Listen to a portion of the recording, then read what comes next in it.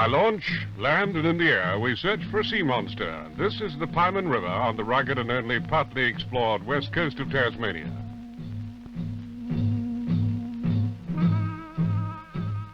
Our party consisted of guide Bill Mollison, he's the one with the beard, Constable Curran of the small west coast town of Waratah, and the Channel 6 cameraman Tony Kingston. The sea monster was lying partly buried in the sand on a beach 14 miles from the base camp at the mouth of the Pieman River, and the party had a trek to the base camp. The monster aroused tremendous speculation throughout the world, and we were determined to get to the site first and bring out specimens. The monster was estimated to weigh 8 tons, believed to be 20 feet long and about 14 feet wide.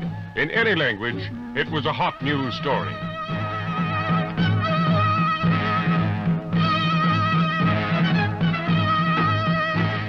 While the party was hacking through scrub to the beach, we had Vern Reed's float plane with cameraman Rick Waratah mobilized to give support to the land party. This is Lake St. Clair in the frosty still dawn of the rugged lake country of Tasmania. A local farewell, and the plane is away.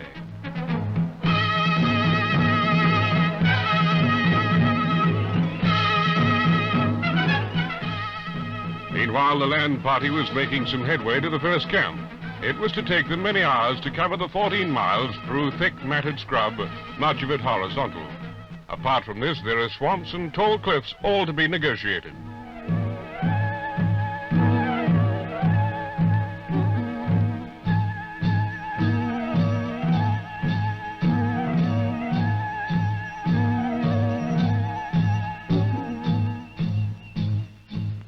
Over the cliffs, perching precariously above the turbulent water, in small rocky inlets and below over long rolling sand dunes, built by centuries of gale-force winds along the vast empty waste of the beaches, still the small party plodded on.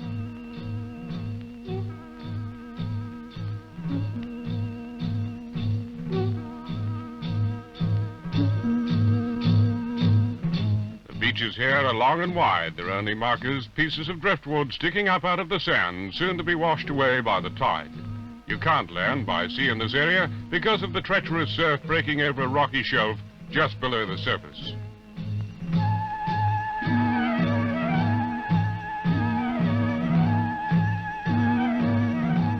Hot on the scent, mainland agencies and their planes on the spot, but they couldn't land, and only Bill Mollison knew the exact location of the monster.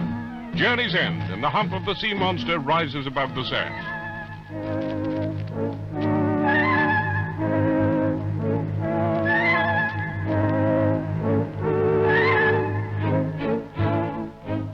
This was how it looked from our seaplane, which kept a watchful eye on the party. A long arrow drawn on the beach points to the monster's resting place, and Vern Reed is told that petrol awaits him at the hut at the mouth of the Pieman. From the air, you can get some idea of the immensity of the depth of the beach and its endless length.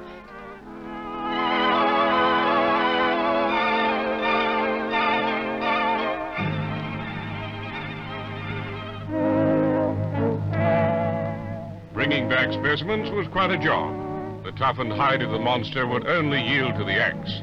Seabirds had worried the carcass, making little or no effect on it. And when cut, the flesh gave off a pungent odor similar to ammonia or an overripe cheese. The monster caused so much interest that CSIRO officers were later flown in by helicopter.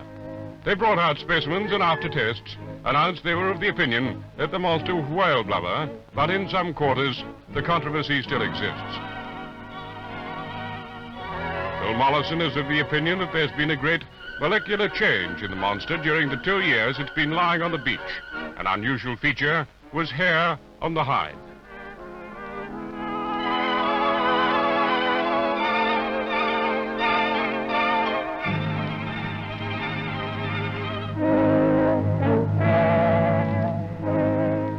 Specimens collected, the party started for home.